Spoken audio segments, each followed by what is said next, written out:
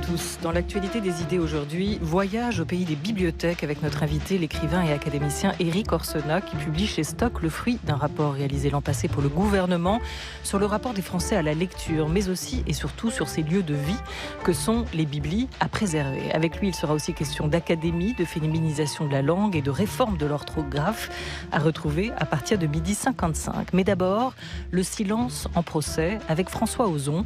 Jamais là où on l'attend. Après Frantz, le réalisateur revient avec Grâce à Dieu, grand prix du jury lors de la 69e cérémonie de la Berlinale qui vient de s'achever. Annoncé en salle demain, le film retrace la naissance de La Parole Libérée, une association créée par d'anciens scouts lyonnais, victimes d'actes pédophiles voulant briser le silence de l'Église. On en parle tout de suite avec François Ozon, à écouter tout de suite sur France Culture ou plus tard sur franceculture.fr. La grande table. Olivia Gesbert. Et Prénat, c'était quand ? De 88 à 91. Ça fait 25 ans. Et j'attends depuis toujours ce moment. Que quelqu'un parle, que je puisse enfin tout raconter moi aussi. Et tu te fais accompagner ? Comment ça ? Je sais pas, tu vois un psy, ça peut aider. Hein. Ah non, j'ai fait plein de trucs. J'ai fait thérapie, hypnose, atelier de danse soufie. Ah bon ? Non, le seul truc, en fait, qui m'aide, c'est le sport. Je comprends. Ouais. Ça me vide la tête. En tout cas, moi, je suis tout cœur avec vous. Je vais vous aider dans l'association pour que Prénat aille en prison, parce qu'il faut qu'il paye pour toutes les saloperies qu'il a faites. Et d'ailleurs, moi, j'ai bossé pour Euronews, là, la chaîne d'info, il y a quelques années. J'ai gardé des contacts, donc je me disais, peut-être je peux les appeler, les mecs, tu vois, leur demander qu'ils fassent un sujet. Mais pourquoi pas, ouais, c'est une bonne idée. Mais le plus important, c'est que tu ailles voir le capitaine Courtois pour faire ta déposition et charger de l'enquête. Et après, si tu pouvais écrire ton témoignage pour qu'on publie sur le site. Pas de problème, je fais ça. Super. C'est bien hein, de savoir qu'on n'est pas seul. Ça... C'est important. Ouais. Un retour aux origines de l'affaire Prénat, prêtre pédophile qui officiait dans le diocèse de Lyon, soupçonné d'avoir abusé de dizaines de jeunes scouts entre 86 et 91. Des faits qu'il a en grande partie reconnus, mais qui sont pour la plupart prescrits. Au-delà de l'homme qui attend toujours son procès, c'est le silence de l'Église qui est mis en cause et sa passivité. Grâce à Dieu, tous ces faits sont prescrits, avait lâché Monseigneur Barbarin à Lourdes lors d'une conférence de presse de mars 2016. Grâce à Dieu, François Ozon en a fait un film. Bonjour François Ozon. Bonjour. Grâce à Dieu est autant présent dans les pages cinéma des journaux en ce moment que dans les rubriques judiciaires. Hélas. Avec 2 recours visant à interdire la sortie du film en salle demain, l'un porté par le père Prénat, l'autre par la psychologue qui, à la première, recueilli la parole des victimes, Régine Maire, ex-membre du diocèse de Lyon. En ne changeant pas les noms des protagonistes, vous avez pris ce risque d'aller devant les tribunaux. Pourquoi ?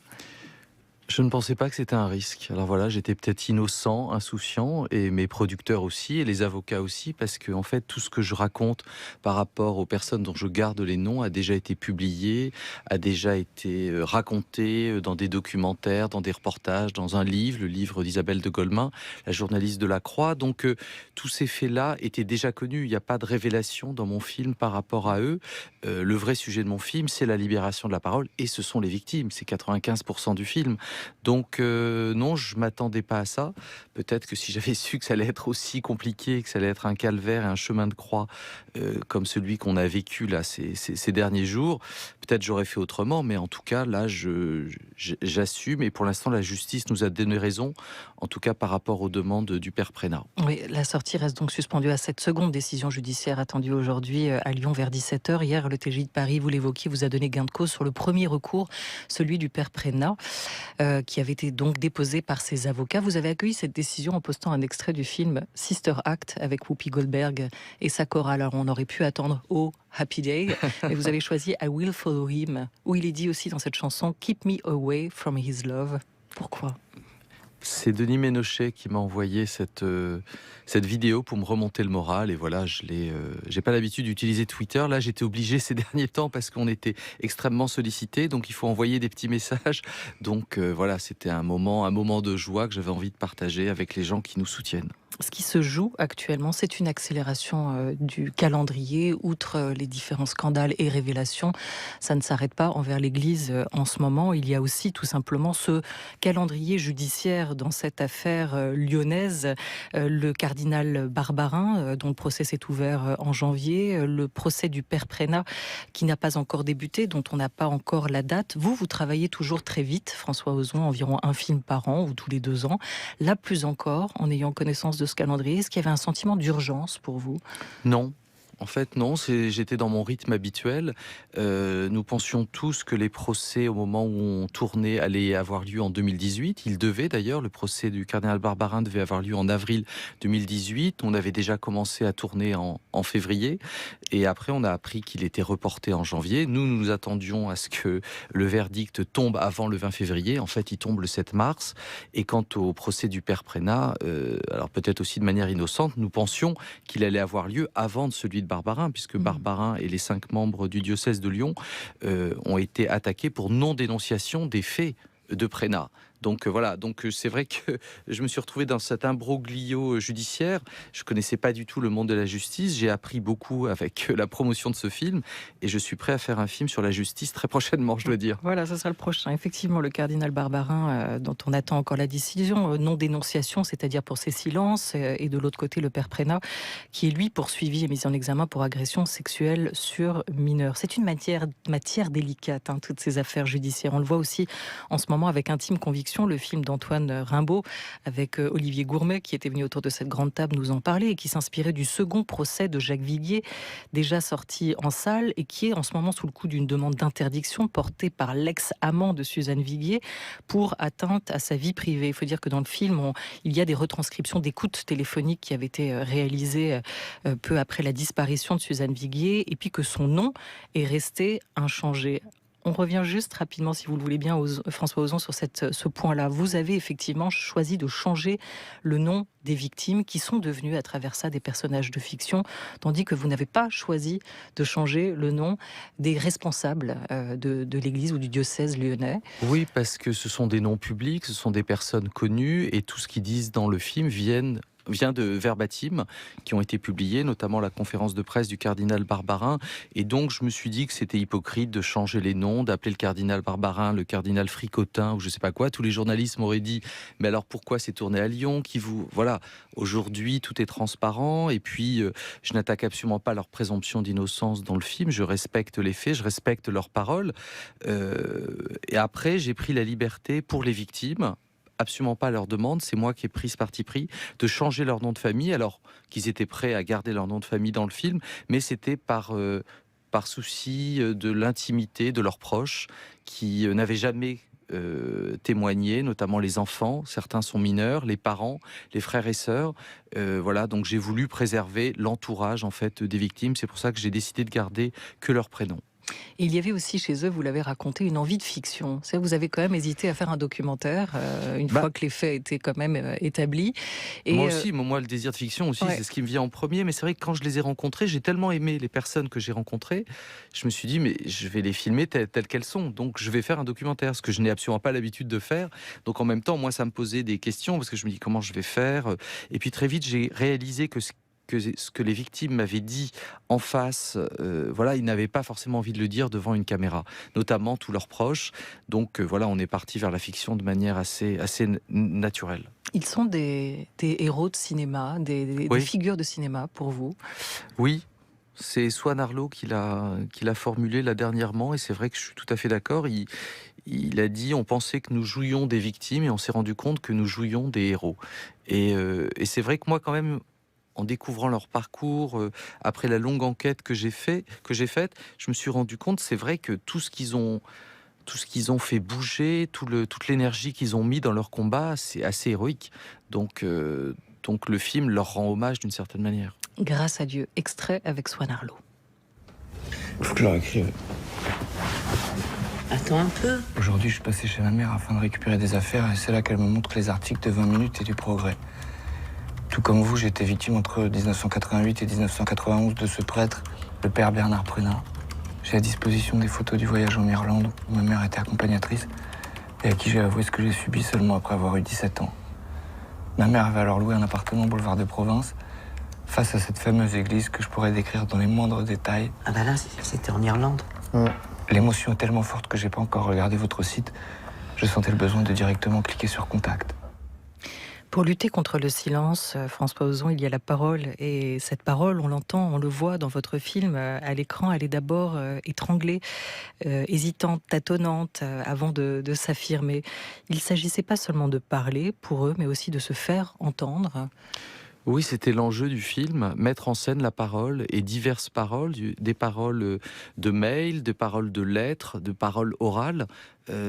C'était vraiment l'enjeu de ce film. Alors c'était en même temps c'était un vrai défi pour moi parce que je me disais, il y a tellement de paroles dans ce film, il y a tellement de choses à dire, tellement de choses à raconter, tellement de choses qui n'ont pas été entendues, il fallait voilà, mettre en scène cette parole, être au service de cette parole. C'était ça vraiment le but que je me suis fixé, faire en sorte que le spectateur ne soit pas noyé par toutes ces paroles, mais qu'il entende distinctement tout ce qui devait être dit.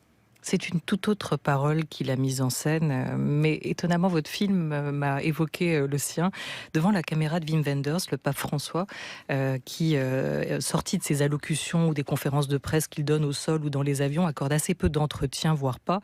Et dans ce film-là, que Wim Wenders a réalisé, on comprend que sa parole, qui se fait rare, prend sens. Il parlait de la tolérance zéro devant la pédophilie, il parlait de retirer les fonctions sacerdotales aux prêtres coupables de tels actes. Wim Wenders a tenté de mettre aussi cette parole-là contre le silence en images. Est-ce que vous avez le sentiment, François Ozon, que la caméra se prête à la confession, que le cinéma est un bon médiateur, une bonne médiation? Je me suis jamais posé la question de cette manière. J'ai pas vu le film de Wim Wenders. Tout ce que je peux vous dire, c'est que la parole des autorités ecclésiastiques sont toujours très belles, mais il n'y a pas d'acte. Donc les choses sont en train de changer. Je crois qu'il y a une prise de conscience très importante. Le pape organise une réunion autour de la pédophilie au Vatican à partir de jeudi. Voilà, les choses commencent à se briser. Le silence commence à se briser et les prises de conscience commencent à exister. Donc je ne me souviens plus de votre question. C'était pas ça exactement. Non, c'était sur la caméra et, et la confession. Ce qui peut se livrer devant une caméra qu'on ne trouverait peut-être pas ailleurs. C'est intéressant parce que vous avez pensé aussi raconter cette histoire sur les planches, en faire une pièce de théâtre qui arrivera d'ailleurs peut-être. C'est aussi une question qui s'était posée pour Les Chatouilles, qui a été d'abord pièce de théâtre, ensuite film sur les abus sexuels qui avaient pu être vécus. C'est-à-dire que le théâtre, c'est l'art de la parole. Donc c'est vrai que comme j'avais énormément de paroles, je me suis dit, ça peut... J'ai écrit d'ailleurs une version théâtralisée du scénario. Mais la caméra, la caméra, je dirais qu'elle vole. Plutôt. Elle vole des émotions, des sensations, et c'est pas forcément les paroles qui sont les plus importantes au cinéma. Donc c'est pour ça que la difficulté de la mise en scène, elle était là. Faire entendre cette parole et pas être souvent comme dans les films d'Éric Rohmer où la parole et les actes se contredisent. Là, il fallait montrer que souvent, en tout cas du point de vue des victimes, les actes suivaient les paroles, au contraire de la hiérarchie de l'Église. Alors comment vous avez pensé cette mise en scène et cette mise en image de ces silences et de cette parole? Vous faites alterner trois récits principalement, avec un passage de relais. Vous ouvrez avec le parcours d'Alexandre, puis le cas de François, dont la mère avait écrit pour dénoncer à l'époque les agissements de l'Église. Et enfin, le témoignage, le parcours d'Emmanuel, le zèbre brisé, qu'on entendait incarné par Swan Arlo. Alexandre, c'est un profil plus particulier. C'est lui qui est à l'origine de toute cette affaire, des premières révélations. Il est catholique, croyant. Il est très entouré par sa famille. Au début, il espère que cette affaire se réglera en interne. Il estime que c'est un procès que l'Église doit se faire à elle-même, sortir de ce silence-là avant de le mettre sur le terrain judiciaire. Oui, c'est vrai que le personnage d'Alexandre, c'est le personnage qui m'a le plus ému au départ, le témoignage qui m'a le plus touché, parce qu'il est un fervent catholique et qu'il croit à l'institution. C'est ça que j'ai trouvé beau, et que pendant 2 ans, il va, dans le respect de l'institution, faire tout pour que sa place de victime soit reconnue et surtout que ce prêtre soit destitué. Et au bout de 2 ans, il va se rendre compte que rien ne se passe et du coup, il va passer à la voie judiciaire. Et la mise en scène du film, c'est vraiment adapté à la personnalité des 3 personnages.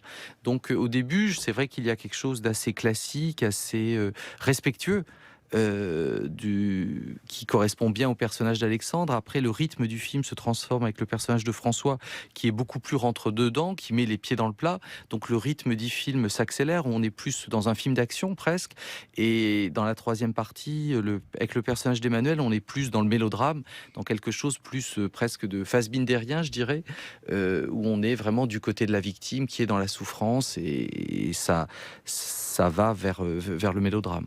Le premier, Alexandre, questionne l'impact ou les conséquences sur la spiritualité aussi de ce qu'il a pu vivre à travers ça. Tandis que le dernier, Emmanuel, on sent qu'il est blessé à vie dans sa chair et qu'il ne se remet pas même physiquement de ce qu'il a pu vivre à ce moment-là. Hein. Oui, le personnage d'Emmanuel est très touchant parce que, contrairement aux deux autres, il n'a pas réussi à vivre, je ne sais pas si c'est de la résilience, en tout cas à reconstruire par rapport aux souffrances qu'il a vécues. Il n'a pas créé de famille, il n'a pas d'enfant, il n'a pas vraiment d'épouse avec qui il est installé, il n'a pas de travail. Donc c'était intéressant en contraste avec les deux autres qui ont réussi finalement à s'intégrer dans une vie sociale, montrer ce personnage qui essaye de survivre et grâce à l'association La Parole Libérée, va trouver un sens à sa vie et va pouvoir renaître d'une certaine manière. Et pourquoi avoir pensé ce crescendo, ce Parce que c'est le chassé-croisé réel. d'histoire Je n'ai rien inventé en fait, c'est la réalité. Ce C'était passage la de relais, chronologie. c'est la chronologie des faits. Et ce qui était fascinant dans cette histoire, c'est que le réel est un très bon scénariste. Il y a beaucoup de choses que je n'aurais jamais osé inventer, mais qui venaient vraiment de la réalité, de ce qui s'était passé, de ce qu'ils m'ont confié. Et après, j'ai fait des liens forcément, j'ai réuni certaines choses, j'ai fait des ellipses, mais globalement, le scénario a été écrit par la réalité. On retourne dans Grâce à Dieu avec cet extrait et une discussion entre Melville Poupeau qui joue Alexandre et sa mère. Le garçon était adorable. Et Barbarin a fait un très beau sermon. Ouais. Il a accepté de me rencontrer pour parler de Prénat. Vraiment? Bah, vous savez que c'est important pour moi. Ça fait plus de 30 ans, Alexandre. Oui, bah, j'ai besoin de lui parler. À quoi bon le déranger avec ces vieilles histoires? Il n'était pas à Lyon à cette époque, il n'y est pour rien. Maman, il s'agit d'aujourd'hui, du père Prénat qui est toujours en contact avec des enfants. Mais c'est devenu un vieillard inoffensif et sûrement malade. Et alors, c'est pas une raison pour que l'Église ne fasse rien et ne le condamne pas? Mais qu'est-ce que tu veux qu'il fasse aujourd'hui? Ça ne sert plus à rien. Barbarin pourrait le destituer. Ce sera un acte fort, symbolique, qui prouverait que l'Église est bien du côté des victimes et condamne la pédophilie. Vous en avez parlé à papa? Vaguement? Qu'est-ce qu'il dit? Que tu as toujours été doué pour remuer la merde. Quand Prénat a été muté à Neulise en 91 et que je vous ai tout raconté, vous auriez pu agir, vous avez rien fait. Tu avais déjà 17 ans. Détourner le regard, c'est quand même la première des réactions. Il y a des cicatrices qu'il ne faut pas trop gratter, dit Régine Maire, la psychologue de l'Église, à Alexandre, là où son père, dans la voix relayée par sa mère, estime qu'il a toujours été doué pour remuer la merde. C'est le premier réflexe, celui de défendre l'institution, de défendre l'autorité, plutôt que de soutenir les victimes dans beaucoup de ces situations. Tout le monde n'a pas agi de cette manière, mais c'est vrai que certaines personnes considèrent que l'institution est plus importante. Et ce qui est d'autant plus violent dans cette scène, c'est que c'est une mère qui préfère défendre l'institution face à la souffrance de son fils et qui ne comprend pas. Et qui pense surtout que le temps est passé. Elle dit, ça fait il y a plus de 30 ans. Donc c'était toutes ces choses-là qui m'intéressaient, montrer les répercussions au sein des familles de ce que c'est qu'un enfant abusé. Parce que voilà, quand un enfant est abusé, il faut savoir que toute la famille est touchée. Et alors, il y a des membres de la famille qui préfèrent se préserver, qui préfèrent être dans le déni, et d'autres qui agissent, notamment les parents de François, qui, en 91, ont compris, enfin, ils ont su entendre la parole de leur enfant, parce que c'est très difficile aussi d'entendre la parole d'un enfant. Un enfant a du mal à formuler ce qu'il vit, parce qu'il est souvent dans un état de sidération par rapport à la blessure qu'il a vécue. Et donc, les parents de François, eux, ont entendu et ont agi, puisqu'ils ont réussi à faire en sorte que le père Prénat arrête les camps scouts. Ce monseigneur Pontier, qui est patron des évêques de France, dans le JDD ce week-end, disait il existe une vraie vénération de l'Église qui est parfois malsaine, estimant que justement il faudrait peut-être apprendre à entendre, apprendre à regarder autrement. Lyon, la ville, en prend un sacré coup quand même dans votre film, hein. Capitale de l'Omerta, tant son diocèse y est influent. Vous avez tourné là-bas? J'ai tourné là-bas 4 jours. Par contre, nous avons pris la décision de tourner tous les intérieurs d'églises à l'étranger, en Belgique et au Luxembourg pour pas avoir à demander les autorisations au diocèse de Lyon qui est dirigé par le cardinal Barbarin. Monseigneur Pontier, vous parlez de lui, moi j'ai été... je trouve que son interview dans le journal du dimanche est très révélateur toujours du problème de l'Église, c'est-à-dire qu'il n'arrête pas de dire « nous n'avons pas su écouter les victimes ».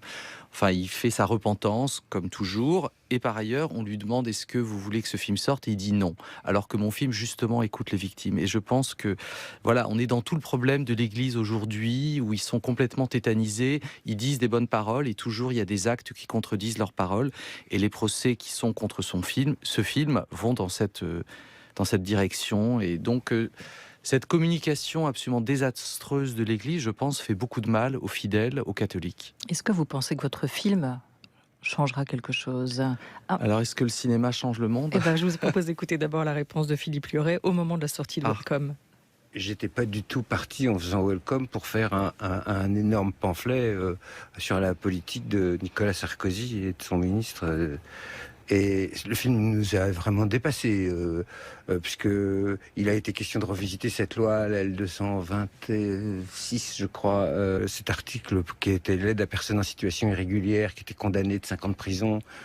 Il est sorti des pages cinéma, des pages culture, pour rentrer dans les pages société.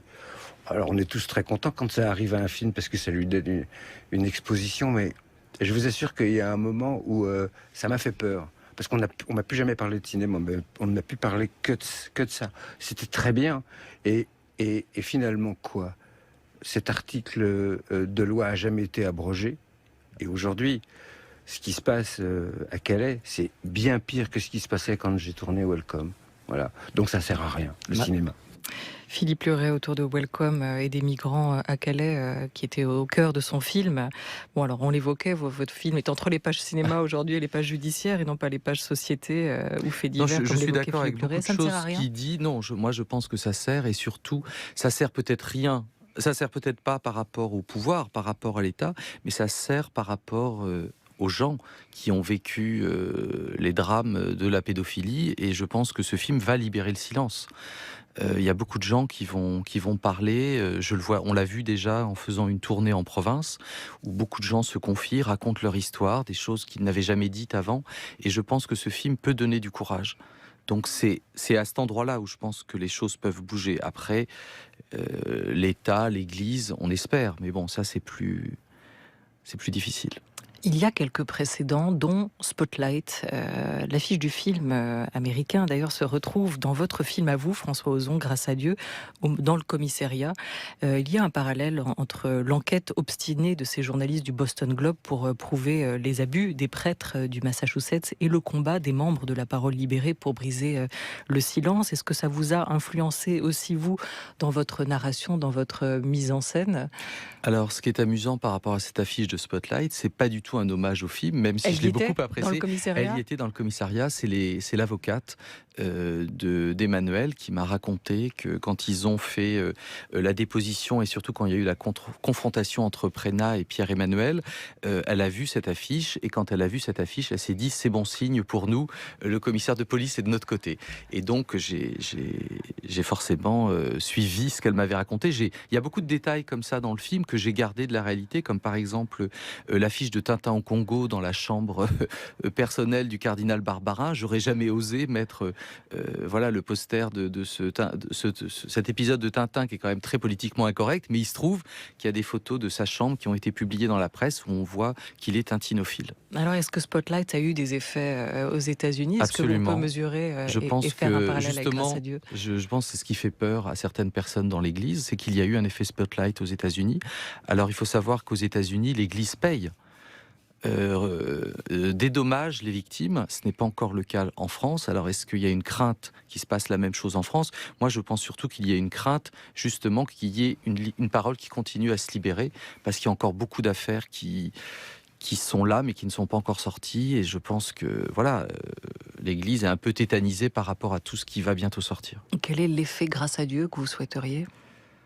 Pour mettre les choses au clair et le dire simplement. Moi, ce que j'espère, c'est que l'Église va prendre à bras le corps ce problème et qu'elle va essayer de se rénover. Enfin voilà, qu'elle prenne conscience. Moi, je pense que c'est une chance pour elle. Si elle veut voilà, être en contact encore avec des fidèles, si elle ne veut pas rester dans ce hors-sol, mais est-ce qu'elle en est capable? Je ne sais pas. C'est toute la question que soulève Alexandre aussi à travers son témoignage. Il ne veut pas simplement un pardon, il veut des actes. Oui. Il veut que ce prêtre soit mis à l'écart, tombe d'une certaine manière et qu'il lui soit retiré cette possibilité d'agir. C'est-à-dire que oui, il voudrait une destitution, que ce prêtre soit défroqué, parce qu'il a l'impression en plus que là, l'Église aurait vraiment pris conscience de la gravité des faits. Mais pour l'instant, il y a eu un procès canonique qui a été lancé par le cardinal Barbarin, qui a été interrompu, qui a été relancé maintenant. Et voilà, pour l'instant, il n'y a toujours pas de date de procès pour Prénat, et il n'y a toujours pas de destitution prévue. Alors, on a vu que le pape a défroqué dernièrement un évêque. Ça pourrait être le cas aussi pour Prénat, mais ça n'a toujours pas eu lieu. Ce n'est pas un film anti-clérical, vous ne bouffez pas du curé, comme on disait à l'époque. Votre éducation catholique vous a-t-elle préservé de cela, empêché de basculer dans la détestation, dans un manichéisme ? Je pense pas que c'est... Enfin, mon éducation catholique m'a servi parce que je connais très bien ce milieu, mais je pense qu'en faisant mon enquête, je me suis rendu compte très vite que c'était pas c'était pas blanc et noir, c'était pas les bons contre les méchants, c'était beaucoup plus complexe, qu'il y avait beaucoup d'humanité chez tous ces personnages, et j'ai essayé de montrer cette complexité. Et puis... j'ai essayé de montrer que voilà, toutes ces personnes qui travaillent au sein d'un diocèse étaient aussi victimes de l'institution, prisonnières de cette institution, et j'ai essayé de montrer, oui, leur part d'humanité. Voilà, le film était parti, et on s'arrêtera là-dessus, d'une envie pour vous de montrer la faiblesse aussi des hommes, La fragilité. leur fragilité. C'est pas pareil ? Non, parce que de la fragilité, on peut faire de la force, je pense. Et je pense que c'est le cas de ces 3 héros. Et à ce film... Imaginez, rêver, vous aviez trouvé déjà un titre, L'homme qui pleure. Oui, au départ, c'était L'homme qui pleure. J'aimerais bien le voir quand même un jour, ce film-là aussi. Peut-être un jour. Parce qu'il y a beaucoup de raisons pour des hommes de pleurer, non ? Absolument. Merci beaucoup à vous, François Ozon. Merci. Grâce à Dieu. En attendant, sera en salle demain, sauf si, mais ça, nous le verrons bien. Merci à vous.